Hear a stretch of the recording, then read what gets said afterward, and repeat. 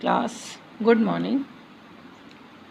हाँ हम लोग जो है आपके पढ़ चुके हैं विदुर तक।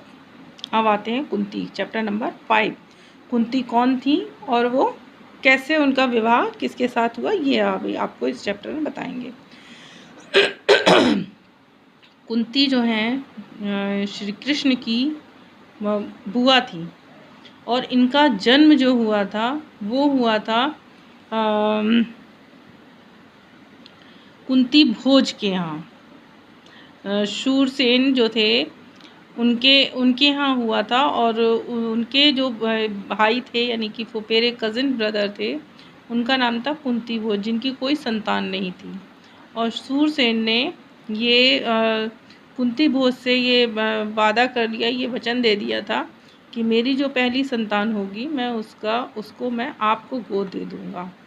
और ये इनका जन्म हुआ तो शूरसेन के यहाँ था, लेकिन इनका पालन पोषण हुआ कुंती भोज के यहाँ, इसलिए इनका नाम जो है कुंती पड़ा। जबकि इनका जन्म जब हुआ था तो इनका नाम था प्रथा। उसके बाद इनका बचपन अपने कुंती भोज यानी कि कुंती भोज जी के यहाँ बीता। इस दौरान वहाँ पे ऋषि दुर्वासा आए थे और वो 1 साल 1 ईयर तक वो यहाँ इनके पास रहे, इनके महल में। और कुंती ने बहुत ही प्यार लगन के साथ, उनकी बहुत नियमों के साथ उनका जो है सेवा करी, जिससे कि वो प्रसन्न हो गए थे। क्योंकि जो दुर्वासा ऋषि थे वो बहुत ही गुस्से वाले थे। वो किसी को भी अगर कहीं कोई गलती हो जाती थी तो उसको वो श्राप दे देते थे।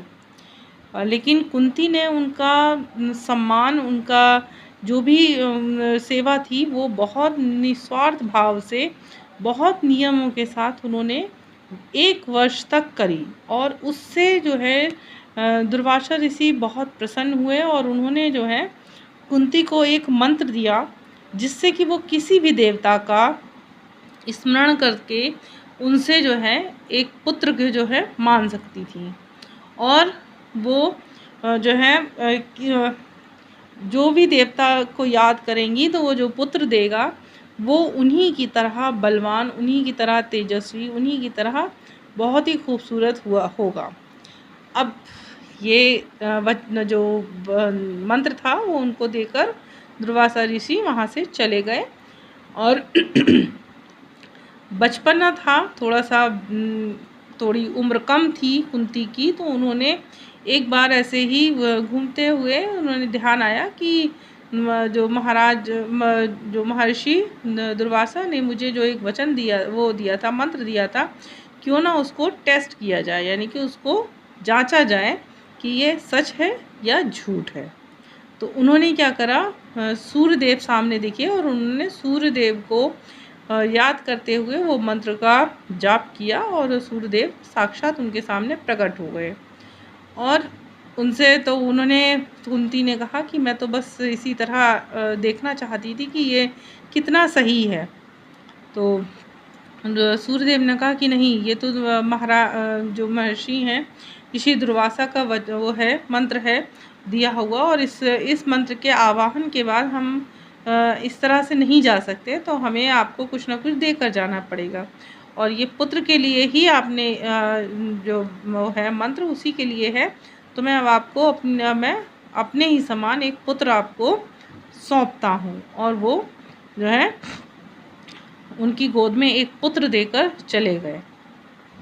अब क्योंकि कम उम्र थी, विवाह हुआ नहीं था कुंती का, तो वो कैसे अब उसका पालन पोषण करती, कैसे वो अपने महल लेकर जाती, क्या करती, तो उन्हें कुछ समझ में ही नहीं आया। और उन्होंने करा क्या कि उन्होंने उस बालक को एक संदूक में रखकर उसी के साथ बहुत आभूषण, बहुत सारे वस्त्र रख के गंगा की धारा में प्रवाहित कर दिया कि वो गंगा की धारा में के साथ बहता हुआ जहाँ भी जाएगा, जिसको भी मिलेगा तो उसके पास काफ़ी सारा जेवर पहुँच जाएंगे, काफ़ी सारे धन पहुँच जाएगा, तो वो इस बच्चे का लालन पोषण बहुत अच्छे से कर पाएगा।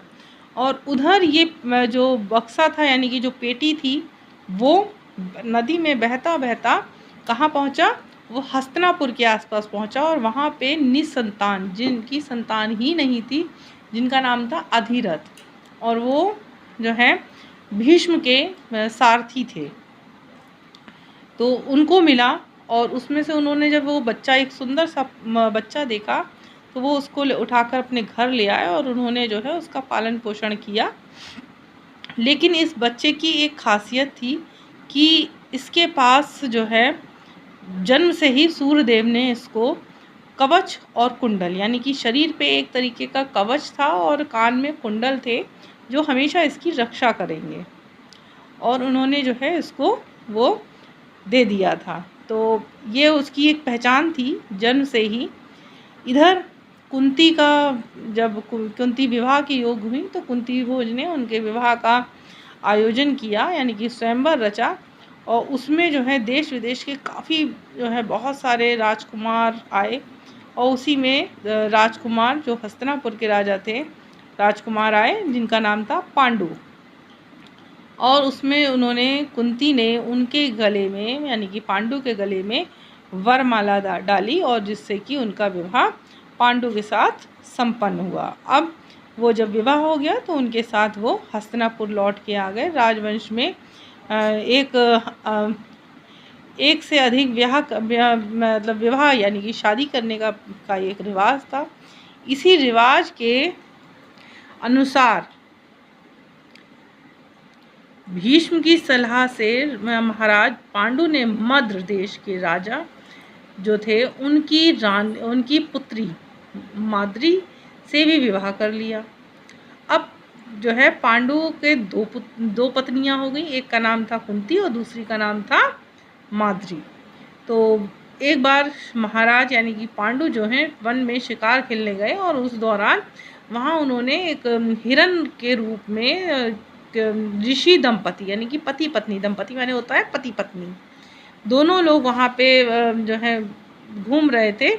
और उस दौरान उन्होंने, पांडु ने ये सोचा कि ये तो दोनों हिरण हैं, और हिरण सोचकर उन्होंने क्या करा, एक तीर चलाया और उससे जो है दोनों हिरण को मारने के लिए उन्होंने जो है वो चला दिया। और वो जैसे ही बाण उनको लगा तो उसी समय वो जो है हिरण का रूप छोड़कर वो एक मनुष्य और के रूप में, एक स्त्री के रूप में प्रकट हो गए।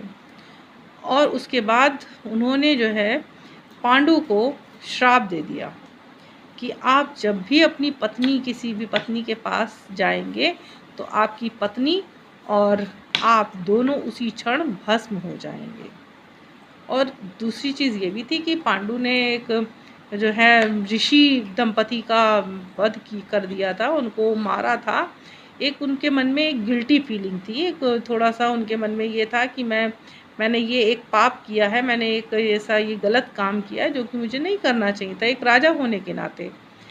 लेकिन उनसे वो गलती से हुआ था, उन्होंने वो जानबूझकर नहीं किया था। जब वो जितनी बार वो राजगद्दी पर बैठते थे तो उन्हें वो जो एक अंदर से एक वो थी, गिल्टी फीलिंग थी, एक जो गलती करी थी उन्होंने, वो उनको बार बार कचोटती थी। इस दौरान उन्होंने ये निश्चय किया कि मैं अब राजपाट छोड़कर मैं अपने जो है वन में जाके रहूँगा, और उसी वन में जाके रहूँगा। उसी में उन्होंने अपनी दोनों पत्नियाँ यानी कि कुंती और माद्री के साथ उन्होंने वहाँ पे जाके जो है वहाँ जंगल में जाकर रहने लगे। तो पांडु का वहाँ पे जब निधन हुआ तो उससे पहले उनके 5 पुत्र हो गए थे। ठीक है, तो ये उनकी कुंती की थोड़ी सी एक छोटी सी जो है कहानी है। तो इसको मैंने आप लोगों को बताया है, इसको आप लोग देख लीजिए, समझ लीजिएगा। मैं वैसे क्लास में भी आपको समझा दूँगी, लेकिन ये वीडियो भी मैं आपको शेयर करूँगी। Okay, thank you class.